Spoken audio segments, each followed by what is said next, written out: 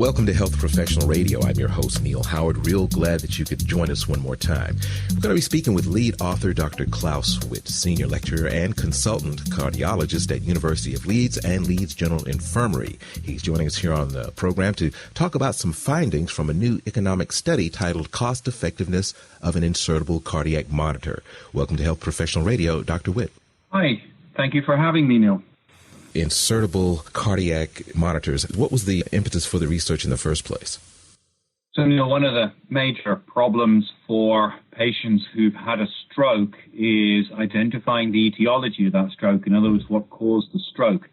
And a number of tests are done, usually when they're in hospital immediately after the event, to try and establish what the best treatment might be going forward in order to prevent a subsequent stroke. In a significant proportion of these patients, it turns out that there is no obvious etiology. So in other words, with all the tests that have been done, the scans that have been done, it is unclear why they had a stroke. We call these cryptogenic strokes, and a slightly more specific definition is now called embolic stroke of unknown source. And so one of the questions is this stroke due to a small clot flying off from the heart around the body, and on this occasion it just happened to lodge in the brain? And that is often caused or contributed to by an arrhythmia of the heart called atrial fibrillation. And it's this irregularity that can be difficult to diagnose because it's not always permanent. It comes and goes, and so the question is how do I find patients with atrial fibrillation that I haven't found in the immediate post-stroke event? How do I monitor them long-term so that I don't miss people who have atrial fibrillation intermittently that has already caused a stroke and therefore fail to prevent a second stroke, since if I obviously haven't found the atrial fibrillation, I then can't manage it optimally, and then they remain at higher risk of a second stroke. And we've previously shown, Neil, that a small implantable device, possibly somewhat smaller than your little finger, can be implanted under the skin that lasts between 3 and 5 years and allows you to monitor these patients on a day-to-day basis and with remote connectivity to allow you to keep an eye on their heart rhythm. And that way you can identify the atrial fibrillation that occurs, and you can then manage that appropriately with blood thinners. Now, the difficulty, of course, for any device-based program of investigation and or management is that the upfront cost of the device is always there. Whether the patient has the irregularity diagnosed the day after you put the device in, or whether it takes 3 years for the irregularity to be diagnosed. And equally, the upfront cost remains even if the patient, for example, for some other reason, no longer needs the device. For example, they've died of something else in the meantime. And so one of the questions for payers and also doctors who have a responsibility to society for making sure that society's money is used appropriately is, if I pay for this device upfront, does it pay for itself over the course of time by reducing the stroke risk and thereby improving the quality of life for the population as a whole?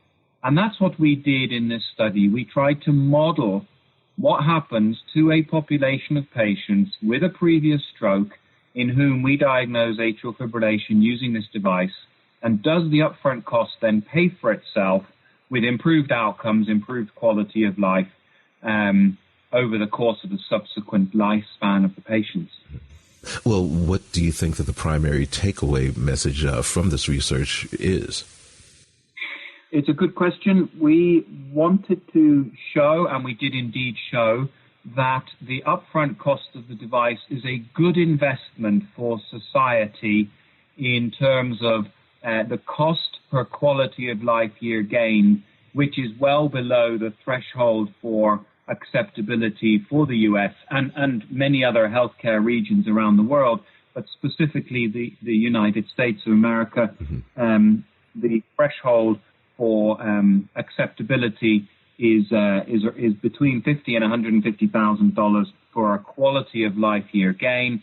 And this device and the remote follow-up program that is associated with it comes in well below that, making it a good use of public funds. What about the research revealing circumstances or patients where that wasn't the case? What about some of the gaps that need to be filled that were discovered based on this research? Again, another excellent question. There are two things that we were really able to answer, and a couple of things that remain outstanding. The first of the questions that we were able to answer was: is it a good use of upfront funds, a good use of upfront costs? And the answer is yes. The second question that often neurologists and cardiologists ask me is, well, what if I have a cheaper, non-invasive device that I can stick on the chest that a patient could wear for 30 days? Won't that give me enough information such that I can save the cost of the implant? And would that be of benefit and more cost effective? In other words, is it a better use of funds than giving an implant to all patients? And we were able to model that. The problem is with that approach is that if you take, say, 100 people who've had a stroke and you stick on this patch up front, you have to buy 100 patches. And then in the vast majority of people that don't have atrial fibrillation in the first 30 days, you still have to go forward with the implantable loop recorder, which means you pay for 100 patches and probably 92 or 95 implantable loop recorders. So you really only save between 5 and 10 loop recorders. So the cost of doing this, because you're paying for 95 or 90 loop recorders plus 100 patches, is actually significantly greater, and doing an upfront loop recorder implant in everyone dominates in terms of the cost effectiveness.